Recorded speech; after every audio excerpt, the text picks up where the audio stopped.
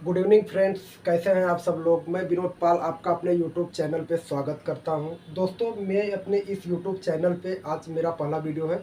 मैं आप लोगों को गारंटी के साथ कह सकता हूं कि आप लोग 30 दिन के अंदर अंग्रेजी बोलना सीख जाएंगे। 30 दिन में मैं एकदम ईजी तरीके से आप लोगों को अंग्रेजी की प्रैक्टिस कराऊंगा। आप लोग बस मैं जो बताऊंगा उसको डेली प्रैक्टिस कीजिए और 1 महीने के बाद फिर आप लोग मुझसे मिलिए और देखिए आप लोग अंग्रेजी एकदम से बोलना सीख जाएंगे।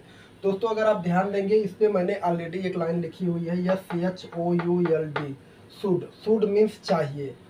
दोस्तों, बहुत से ऐसे आप लोगों ने वाक्य देखा होगा जिसके लास्ट में चाहिए आता है।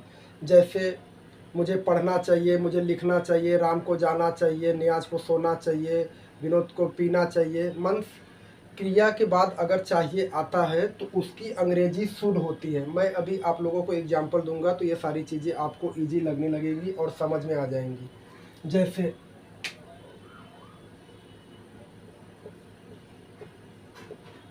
सीता को जाना चाहिए।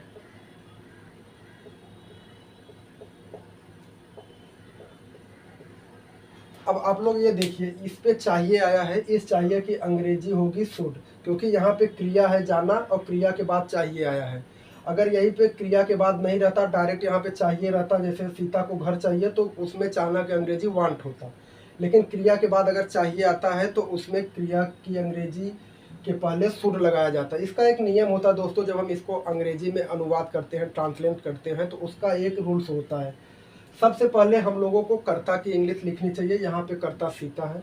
उसके बाद हम लोगों को शुड लिखना चाहिए। उसके बाद क्रिया लिखना चाहिए। उसके बाद जो कर्म बचता है। तो दोस्तों, जैसा कि नियम मैंने यहाँ पे दिखाया है, नियम को आप लोग अपने नोटबुक में नोट कर सकते हैं। सबसे पहले कर्ता, फिर शुड, फिर क्रिया, फिर कर्म। तो इस सेंटेंस में कर्ता सीता है तो सबसे पहले सीता, SITA, सीता। उसके बाद मैंने नियम में बताया है कि शुड लिखना चाहिए, शुड, SHOULD, शुड। उसके बाद क्रिया, यहाँ पे क्रिया दोस्तों जाना है तो क्रिया जाना की अंग्रेजी हो गई गो। कर्म इसमें नहीं है तो 3 ही है। तो दोस्तों, सीता को जाना चाहिए, इसकी अंग्रेजी होगी सीता शुड गो। एक एग्जांपल मैं आप लोगों को और देता हूँ। राम को खाना चाहिए।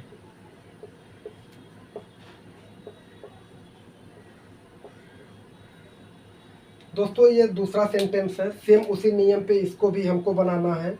यहाँ पे कर्ता राम है तो यहाँ पे पहले राम। उसके बाद नियम अभी आप सब लोग जान गए हैं, राम के बाद हमको शुड लगाना है, शुड। उसके बाद क्रिया जाना, अरे खाना, खाना क्या होता है ईट। तो दोस्तों, ये बहुत ही सरल है। अगर आप लोग भी चाहें तो इसको अभी के अभी अपने दिमाग में फिट कर सकते हैं। बहुत ही आसान है। इसको पहचानेंगे कैसे? किसी भी वर्ड में, सेंटेंस में अगर क्रिया के बाद चाहिए आता है तो वहाँ पे शुड का यूज होता है। जैसे ये 2 एग्जाम्पल में मैंने बताया। मैं 1-2 एग्जाम्पल आप लोगों को और देता हूँ तो ये चीज़ें और क्लियर हो जाएंगी।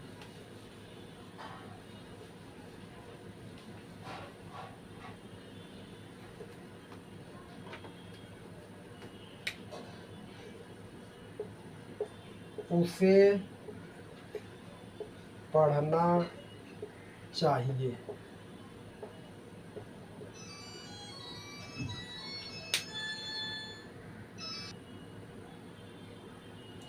उसे पढ़ना चाहिए। उसे का मतलब अगर यहाँ पे लड़का है तो हम लोग ही लगा देंगे।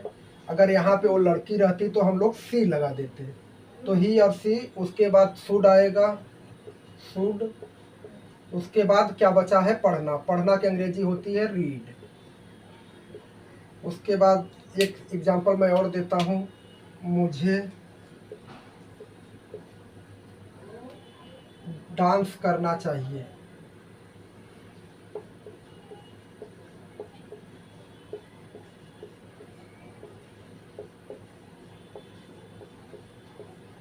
ये सिंपल है दोस्तों, आप लोग अपने दिमाग में इसका खुद ही अंग्रेजी बना लीजिए। सबसे पहले करता, मुझे, मुझे का मतलब यहाँ पे आई। अभी आप लोग इतने समझदार हो गए हैं कि आप लोग जान सकते हैं कि इसके बाद क्या होगा। यहाँ पे आई, आई के बाद आएगा शुड और फिर डांस करना, डांस।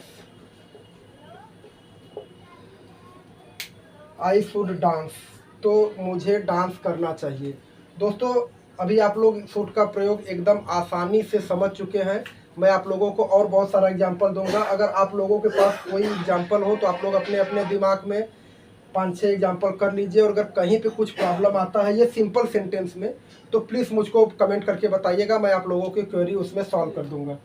अभी मैं आप लोगों को बताता हूँ कि अगर इसमें नकारात्मक मतलब नहीं आ गया तो क्या करना चाहिए।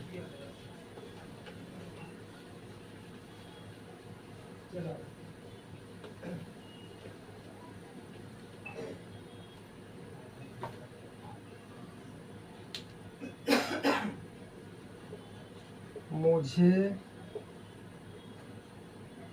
घर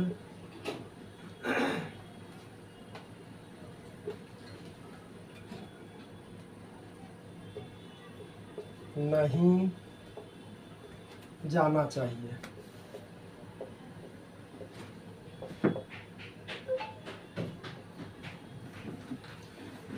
दोस्तों अभी आप सब लोग समझ ही गए हैं कि सिंपल सेंटेंस कैसा होता है। अभी इसमें ये नकारात्मक आ गया। नकारात्मक में हमको कुछ नहीं करना है, ये बिल्कुल सेम टू सेम वैसा ही रहेगा, बस शुड के बाद यहाँ पे नॉट लगा देना है।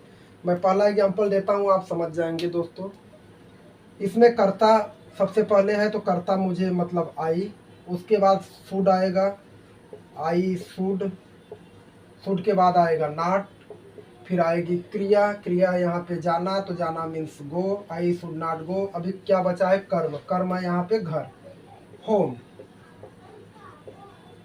आई should not go to home. ये हो गया दोस्तों। एक एग्जांपल और देता हूं मैं आप लोगों को।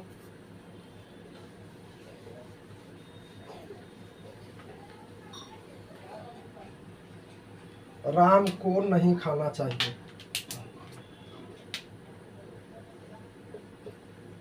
राम को नहीं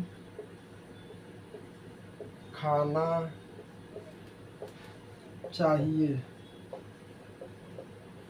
दोस्तों सेम एकदम वैसा है। यहाँ पे सबसे पहले हमें कर्ता की अंग्रेजी लिखनी है। कर्ता यहाँ पे राम है, तो राम,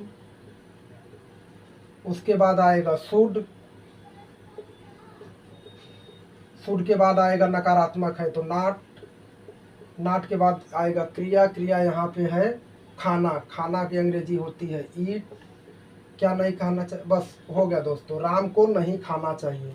तो ये नकारात्मक हो गया दोस्तों। इससे आप लोग ये जान लीजिए कि शुड अगर सिंपल है तो सबसे पहले कर्ता, शुड, क्रिया और कर्म। अगर नकारात्मक नहीं आ जाता है तो उसमें हम लोग कर्ता के बाद शुड लगाते हैं, शुड के बाद नॉट लगाते हैं, उसके बाद क्रिया और कर्म। दोस्तों ऐसे ही नकारात्मक के भी कुछ और एग्जाम्पल आप लोग ले लीजिए, और इस वीडियो में कमेंट करके बताइएगा। जहाँ पे आप लोगों को कुछ प्रॉब्लम हो रही होगी मैं कमेंट ज़रूर चेक करूँगा और वहाँ पे प्रॉब्लम सॉल्व कर दूँगा। बचन को